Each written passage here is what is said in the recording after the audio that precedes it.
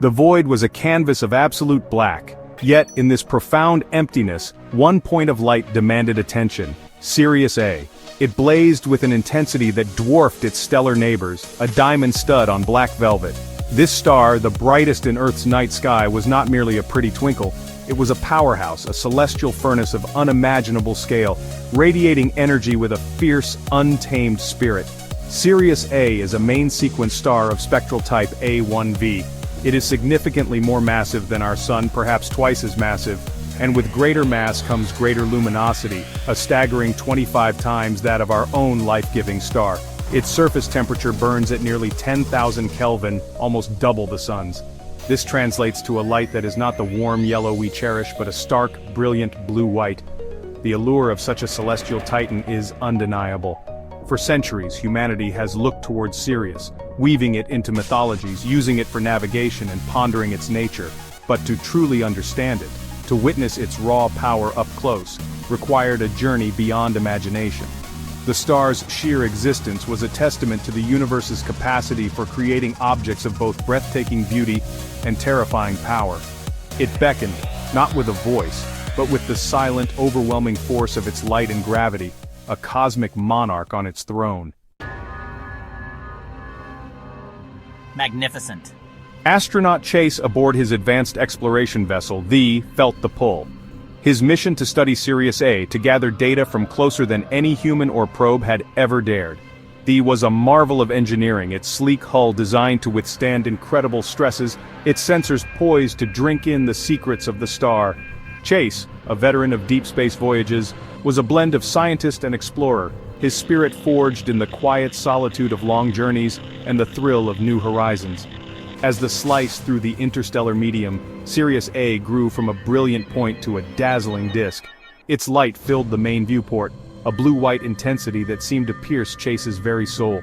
He was transfixed, a modern-day mariner drawn towards a mythical lighthouse. Commander, proximity alert. We are entering the calculated preliminary risk perimeter. Radiation levels are nominal but rising as projected. Understood, Phoenix. Keep me appraised. All systems ready for enhanced particle screening. He felt a familiar thrill, a mix of anticipation and a healthy respect for the forces he was about to encounter. The journey had been long, months turning into years as they traversed the light years separating humanity's cradle from this stellar behemoth. Each parsec crossed brought Sirius A into sharper focus, its gravitational influence growing stronger, its radiated energy becoming more palpable. The ship's instruments began to hum with increased activity, diligently recording the influx of data, cataloging the star's energetic signature. The first tendrils of Sirius A's immense heat began to caress the subtle at first, a mere suggestion of warmth against the ship's multi-layered thermal shielding. But it was an undeniable presence, a herald of the inferno that lay ahead. Onboard temperature regulators worked harder, their low hum a constant reminder of the battle being waged against the encroaching stellar furnace. Radiation levels increasing, Commander. Shielding is compensating, but efficiency is projected to decrease by 12% within the next hour if we maintain this trajectory. X-rays and extreme ultraviolet radiation, invisible yet potent, began to bombard the ship. These were not the gentle rays of Sol. These were far more energetic, born from a hotter, more violent stellar core. Chase watched the readouts, his scientific mind cataloging the intensity, while his human instincts registered the primal danger. The ship was his armor. But even the strongest armor has its limits when faced with such overwhelming power. The beauty of Sirius A was now intertwined with a palpable threat, a mesmerizing danger that demanded utmost respect and unwavering concentration. The star's light, once just illuminating, now felt like a physical pressure. The dance had begun, and the tempo was rapidly increasing, driven by the star's unyielding rhythm. Commander, we are approaching the gravitational Roche limit for structural integrity under these thermal stresses. The star's gravity, once a distant guide, was now a formidable captor. It was an invisible hand, pulling the closer, its grip tightening inexorably. Thrusters fired in short, precise bursts, fighting to maintain a stable, though perilous, orbit. But the fuel consumption was alarming, far exceeding projections. Sirius A was not just radiating energy, it was a gravitational behemoth, warping space-time around it, drawing everything into its embrace. The heat inside the cockpit was becoming oppressive. Alarms, once intermittent, now blared with a desperate consistency. Red lights flashed across the control panels, painting Chase's face in hues of emergency. Coolant system overload in Sector Gamma 7. Attempting to reroute, but core temperature is climbing. Chase wiped sweat from his brow, his movements becoming more labored. The air was thick, heavy. He could feel the ship vibrating, groaning under the immense tidal forces. One side of it was being pulled harder by Sirius A's gravity than the other, stretching it, threatening to tear it apart. Hull integrity dropping. Microfractures detected along the primary stress axis. The once mighty was succumbing. The relentless bombardment of radiation had weakened its structure, and the star's gravity was exploiting every vulnerability. Chase knew, with a chilling certainty, that they had crossed a threshold. While the heat and gravitational forces were tangible, immediate threats, an even more insidious enemy was at play: radiation.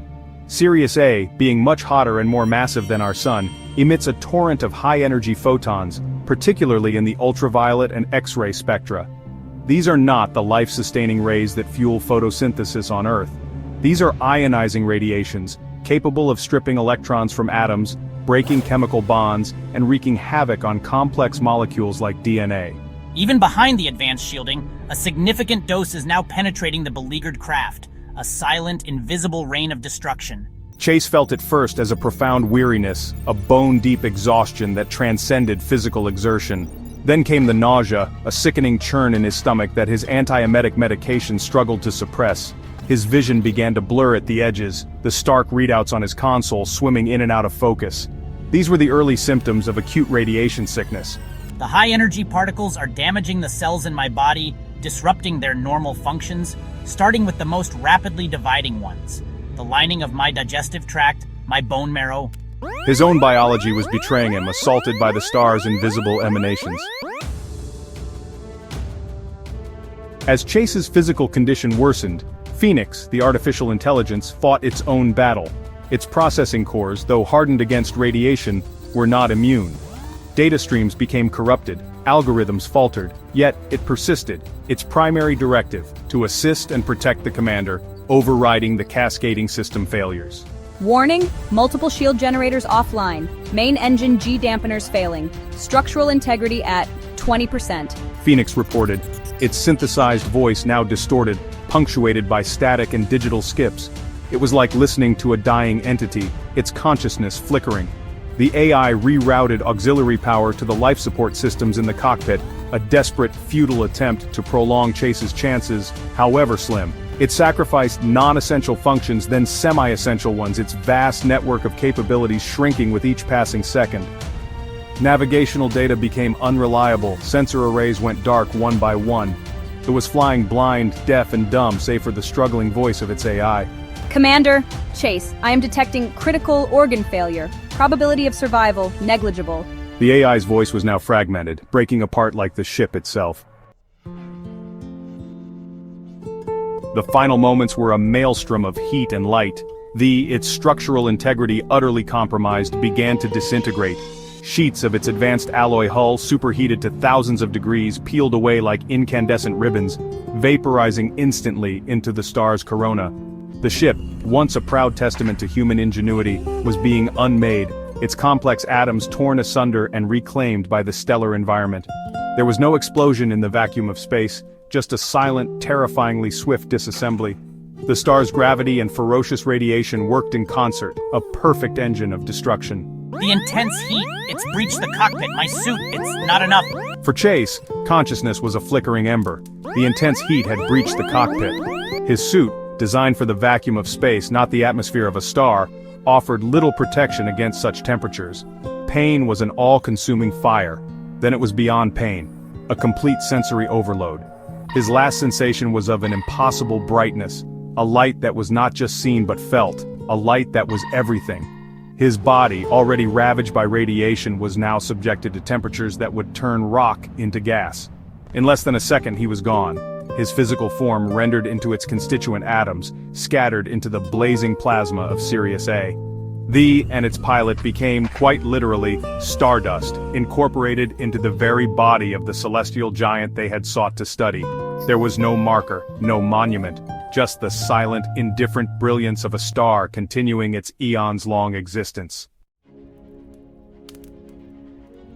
The intense ultraviolet and X-ray radiation from Sirius A, unfiltered by a rapidly depleting ozone layer, would sterilize the Earth's surface.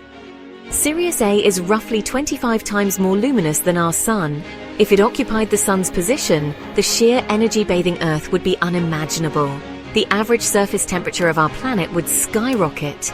Within days, perhaps hours, the oceans would begin to boil, vast plumes of steam erupting into the atmosphere, creating a runaway greenhouse effect far beyond anything Venus has experienced. Ice caps would vanish in an instant, unleashing floods of scalding water before that too turned to vapor. The delicate balance that allows liquid water to exist, the very cornerstone of life as we know it, would be shattered. Let us engage in a thought experiment, a cosmic what if. Imagine, if you will, that our familiar life-giving Sun was suddenly replaced by Sirius A. The consequences for Earth would be nothing short of catastrophic, an immediate and irreversible apocalypse. Our planet, so perfectly tuned to the Sun's golden rays and habitable zone, would find itself in a celestial inferno. The night sky would lose its gentle stars, overwhelmed by a single blinding blue-white luminary that would turn night into an eerie, super-illuminated day. This new Sun would be a harbinger of doom, not life. The story of Chase and Thee is a stark reminder of a fundamental truth about the universe. Its beauty is often intertwined with profound danger. Stars, like Sirius A, are the crucibles of creation. They forge the heavy elements in their fiery cores, the very atoms that make up planets, and indeed, ourselves. They are the engines of galaxies, their light and gravity shaping the cosmos on the grandest scales. We look up at them in awe, their distant shimmer inspiring wonder, poetry, and the relentless human drive to explore and understand. They are symbols of constancy, of immense power, of the sublime. Yet this same creative power, this immense energy, is inherently destructive up close.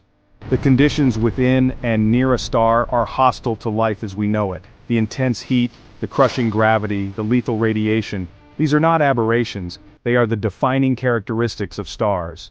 They are givers of life, but only from a safe distance, their energy carefully filtered and moderated by vast interstellar spaces and planetary atmospheres. To venture too close, as Chase did, is to confront the raw, untamed nature of the universe, a nature that is indifferent to human ambition or frailty. Our cosmic journey, as a species, is one of learning to navigate this duality. The stars, in their lethal beauty, remind us of both our smallness and our extraordinary capacity for curiosity and courage.